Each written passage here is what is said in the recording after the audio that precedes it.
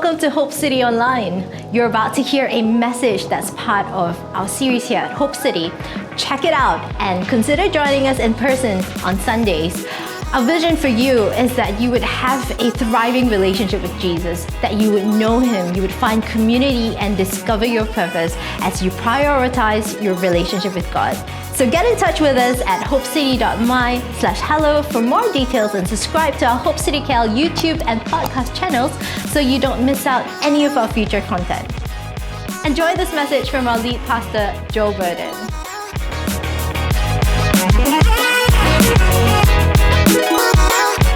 Hey everyone, so good that you're joining us today. My name is Joel, I'm the lead pastor here, and if you've never been down to our church, why not come along if you're in the KL area and come find out what we're all about. Come and meet us, come meet the team, come worship with us, and I just believe it's so important for every person, every Christian, every person seeking God to find a local church where they can plant themselves, where they can ask questions, where they can grow in their faith, and find great friends who they can move along this journey with. And so we would love to meet you in person.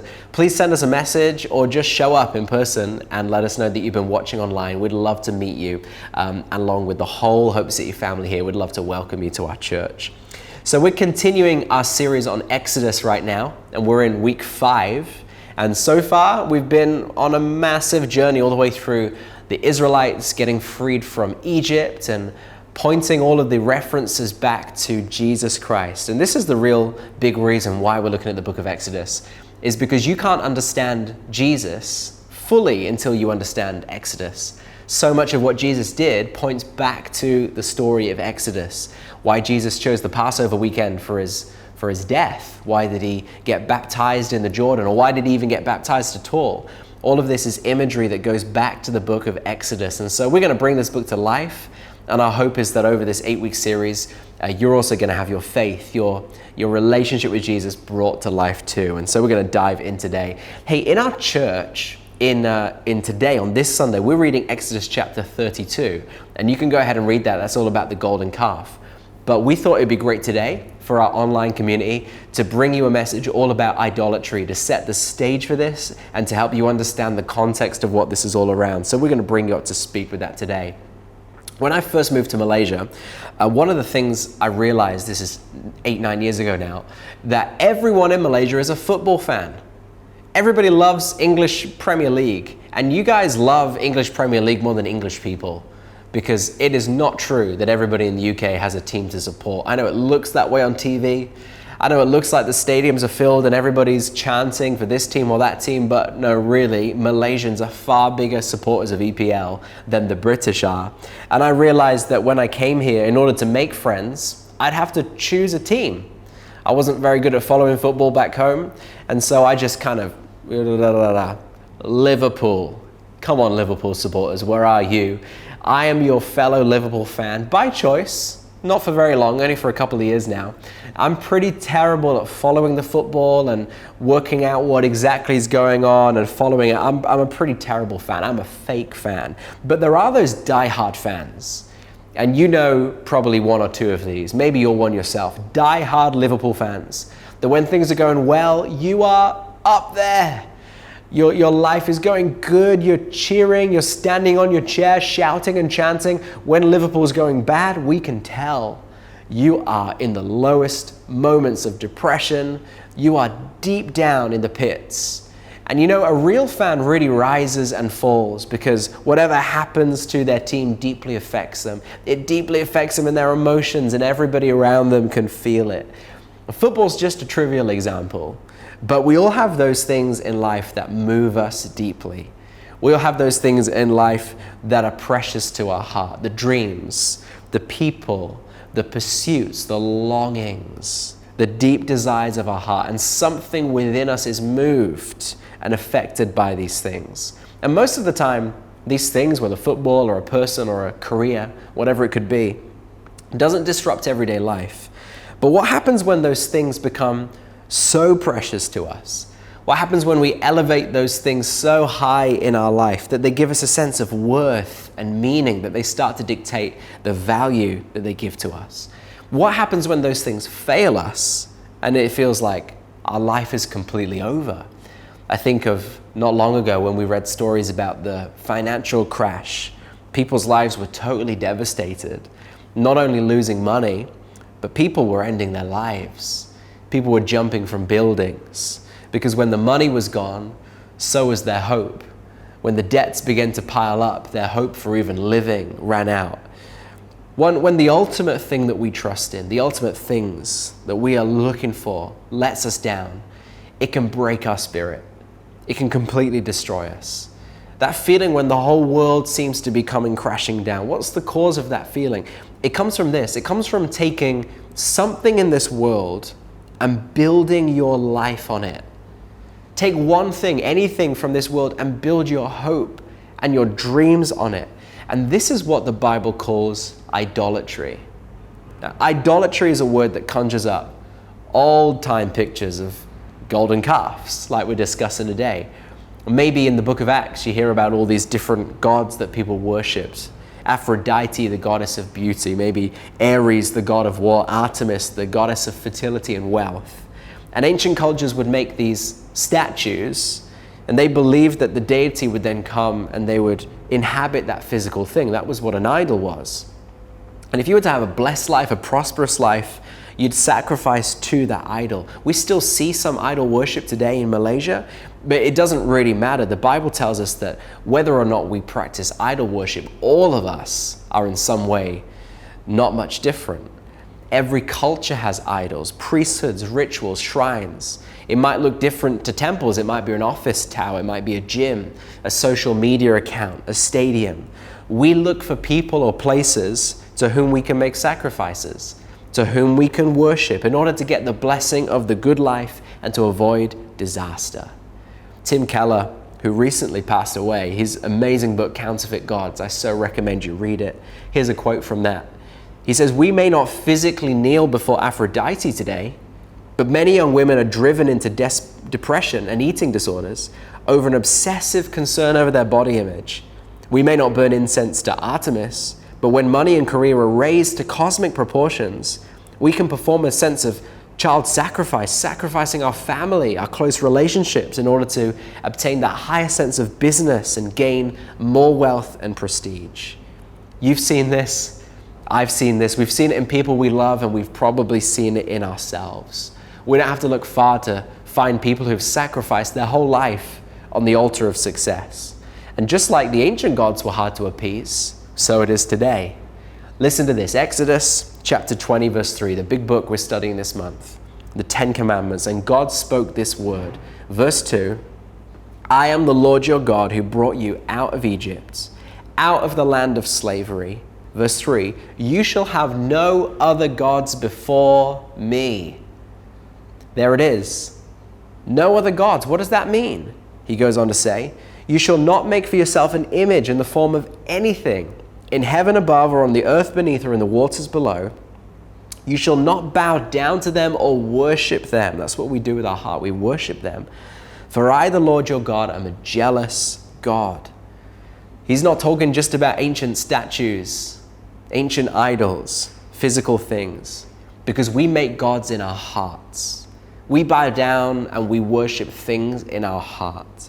Here's a couple of things you got to know. First of all, you can make an idol out of absolutely anything. How do you make a god, a small g god in your life? It's simple. You just take anything in this world and you look to it to give you the things that only God can give. You take anything and you say, if I only had that, then my life would have meaning. If I only had that, then I would be valuable. I would feel significant. I'd feel secure. Idols, the list is endless. It could be family, children, career, money-making, achievement, acclaim, saving face, social approval, a romantic relationship, other people's approval, competence, skill, secure and comfortable life, beauty, brains, political success, morality, virtue, a philosophy. Even success in Christian ministry can be an idol. Take anything, build your hope on it, and you've got yourself an idol. Now, it's interesting that none of those things are bad things. Is it wrong to want beauty and money and career? No, it's not.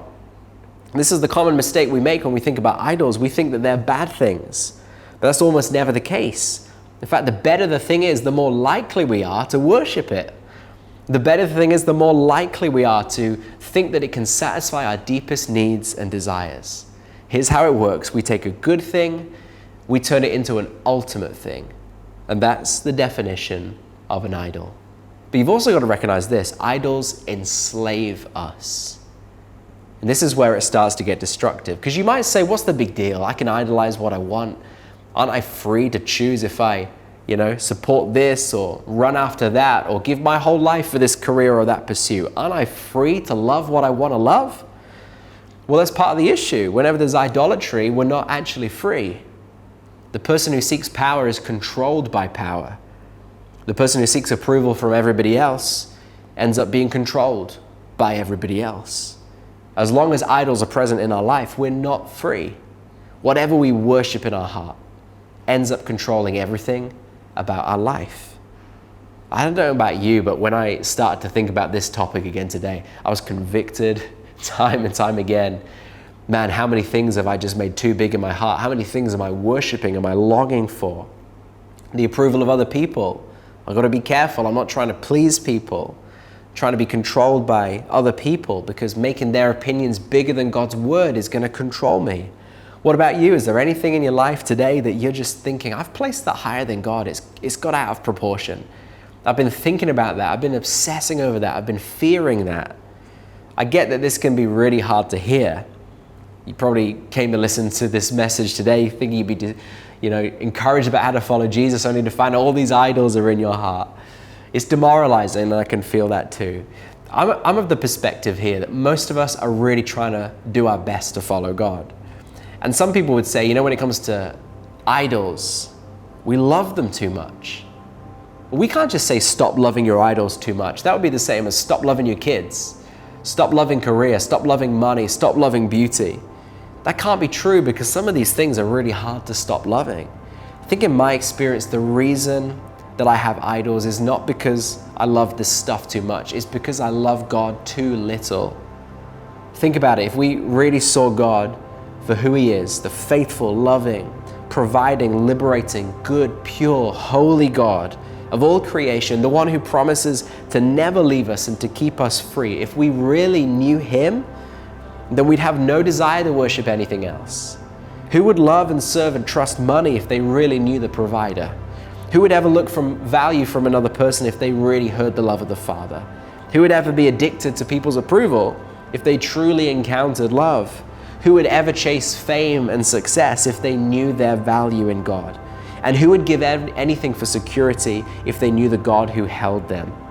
Our problem is not that we love idols too much, it's that we love God too little. We need to increase our love for God. And which brings me to this last point, which is going to be crucial.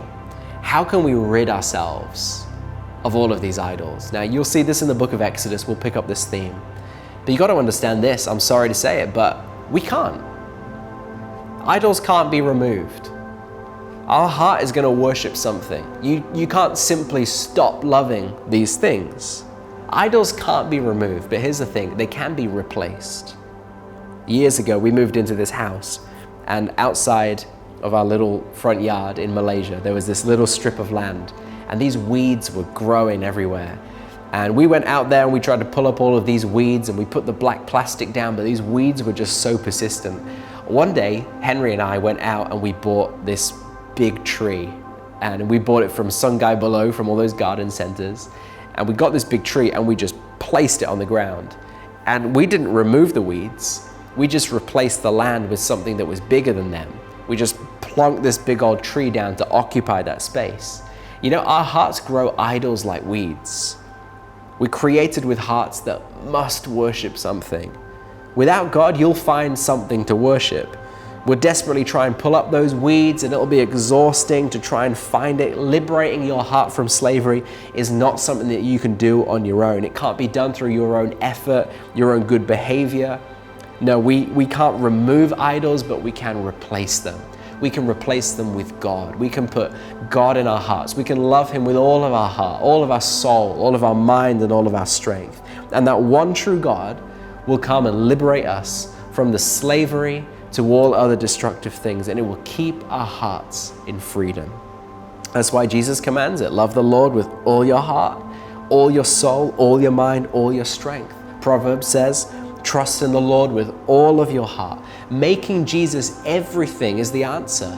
That's not fundamentalism or extremism. That's the only way that Christianity will work. This is not about God sharing space with a few other loves in your life. We need God at the center to dethrone every other thing. We make Jesus first and center in your time, in your thoughts, in your prayer, how you live every single day. When you look to Jesus, the same one who liberated Israel from Egypt, the more you see him front and center, you'll start to get swept up with him instead of swept up with all the other things in creation. Only God can rule you without destroying you. And that's why we need to give Jesus all of our heart, all of our soul, submit everything to him. Maybe you can just say you'll do that today.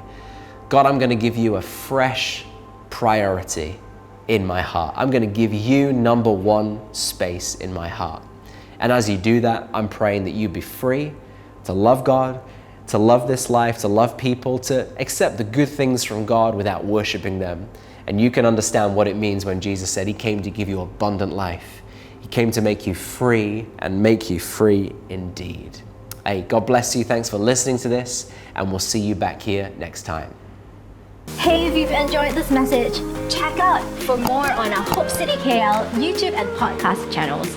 For those who want to know more about Jesus, find a Christian community to be part of, or if you're exploring the faith, why don't you join us this coming Sunday for our 11 a.m. service? We are a growing, vibrant church in the heart of Petaling Jaya in Malaysia, and we have interactive kids program for 2 to 12s. We have facilities for parents with under 2s, and we've got freshly brewed coffee or tea available for 30 minutes before each service. We're so confident that you're going to leave feeling encouraged. To find out more on our website, hopecity.my, or follow us on Instagram or Facebook right now. We can't wait to host you.